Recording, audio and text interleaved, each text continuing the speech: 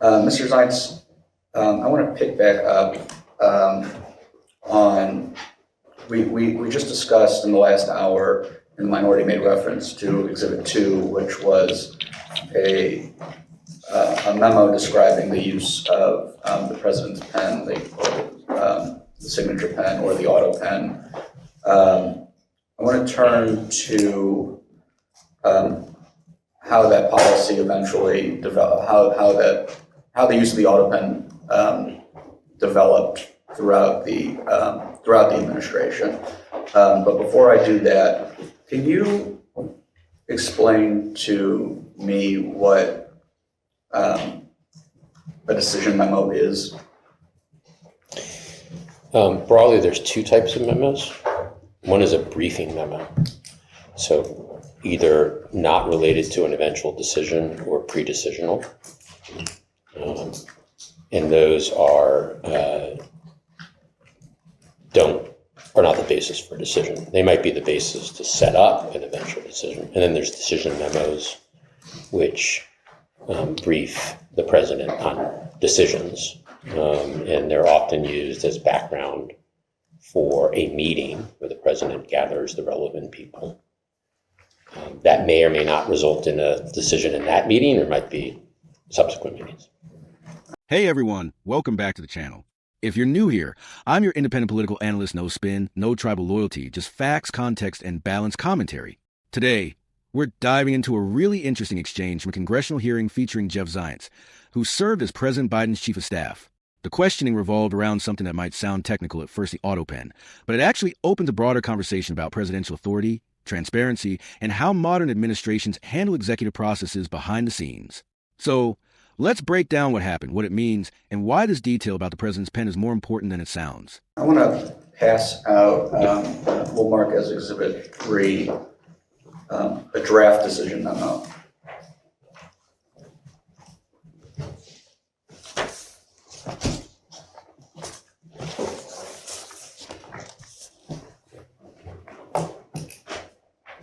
The reason I assume it is a draft is because it is dated February X, 2021, and February X is not a real date.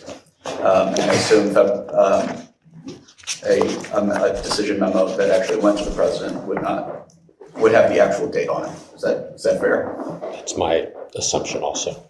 And if you look at the top of this draft, there's a rectangular box with, it looks like 4 options: approve, reject, approve as amended, and discuss. Is that correct? Yes. And is that standard for what a decision memo would look like to the president? Yes. And this particular draft appears to be from Jess Hertz, the staff secretary, and Michael Hochman, the deputy staff secretary, CCing Ron Klain, Jen O'Malley Dillon, Bruce Reed, and Annie Tomasini. Is that all correct? That's what it says, yes. And the subject is approval of routine documents by use of the Autopen. Is that correct? Yep. And I'll direct you to the second page.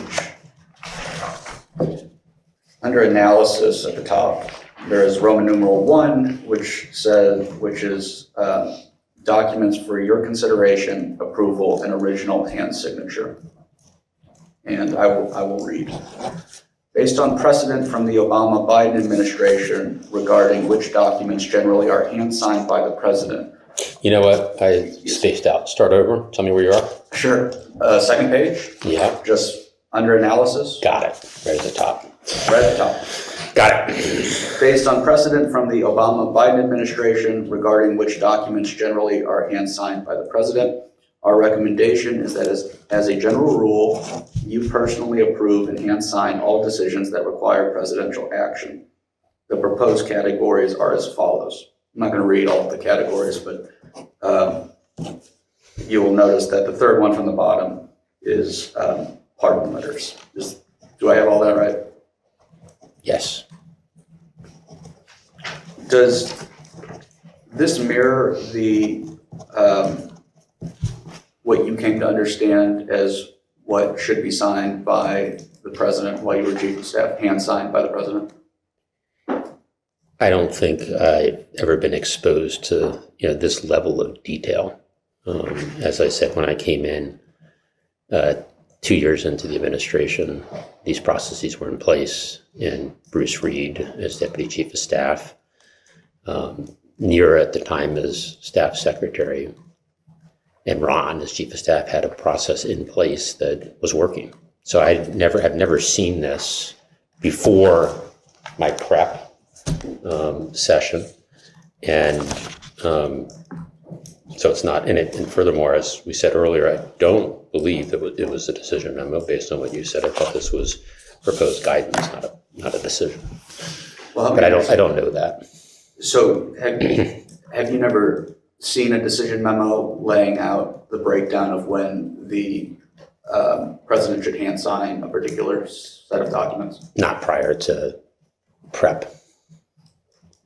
What was your understanding of what documents should be signed by hand or which could be auto-penned in certain situations? Everything here is a general thing. Generally, on important, particularly on the most important pieces, we make efforts to have the president do a wet signature, but auto-pen is legal. I don't think there's any ambiguity around that. So it came down to the logistics. If an important piece of legislation, keeping the government open, and the president in this, I believe, hypothetical, is not in town, it's important to get that piece of legislation to him, if at all possible, right? And the reason for that is it's important for the president to be seen signing an important document like that by the public, going back to the importance of, the communications of being president of the United States. So every effort would be made, and I think on almost all occasions with major pieces of legislation, heroic efforts enabled, because you wouldn't want, if he was far away in a foreign country, the idea that the government could shut down because something wasn't signed. I don't know if that ever happened, though. Every effort was made. And in general, the president liked to sign things, right? So he'd often ask about, where am I going to sign this? Is there going to be a signing ceremony? Am I going to do it at an event? But there were times when logistically the team determined that it made more sense to use the auto pen. And it was, the understanding was that was a legal, and it is a legal option. Do you know who the people or person who actually operated the auto pen were? I do not. Quick question. You mentioned that this document is guidance, not a decision memo. Could you explain to me why? Well, there's not the language of two things. One, it doesn't sound like it ever was signed by the president, right? So there's not a decision unless the president signs It's not something. a draft decision memo, as opposed. I'm just not understanding where the term guidance is coming from. Guidance is different than decided policy. This does not, I could be wrong, because again, I wasn't around during this period of time, but from what you just said about draft, it never was signed by the president as a policy.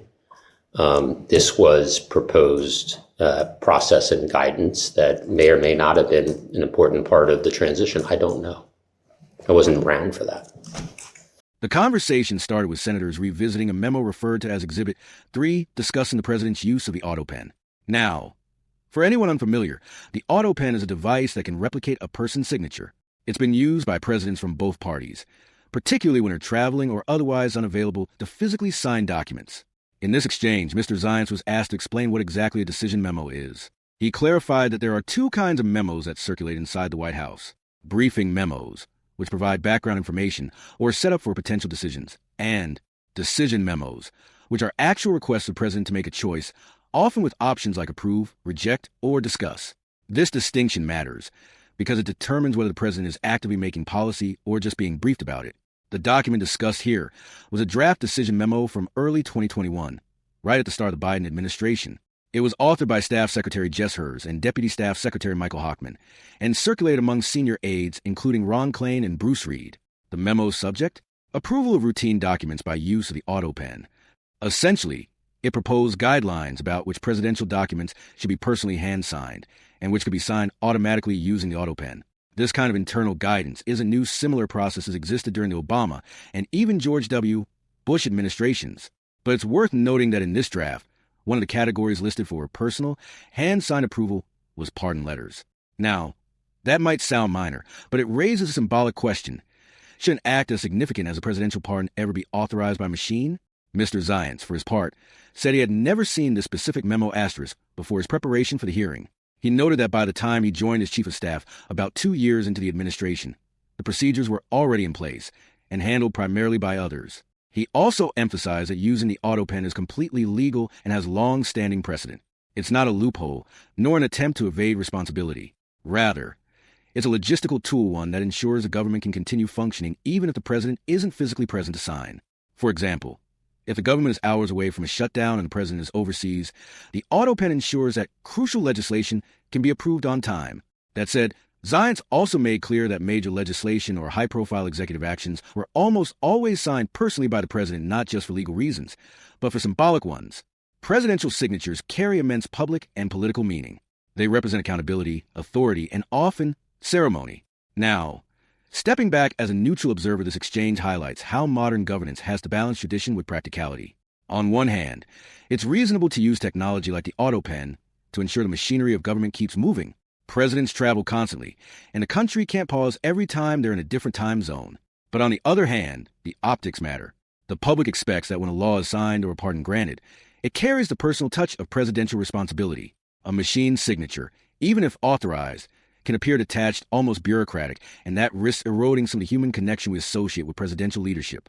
This hearing also reminds us that the symbolism of the presidency is as important as the substance.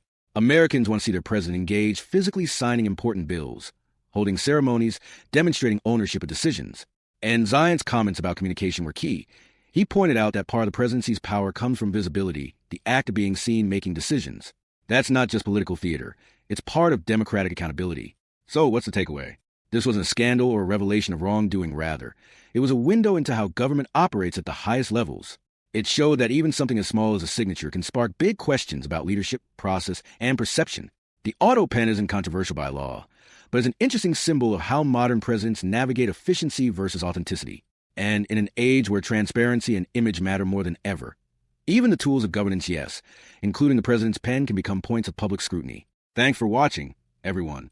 If you found this breakdown helpful, don't forget to like, share, and subscribe for more fact-based political analysis. No spin, no partisanship, just context that cuts through the noise.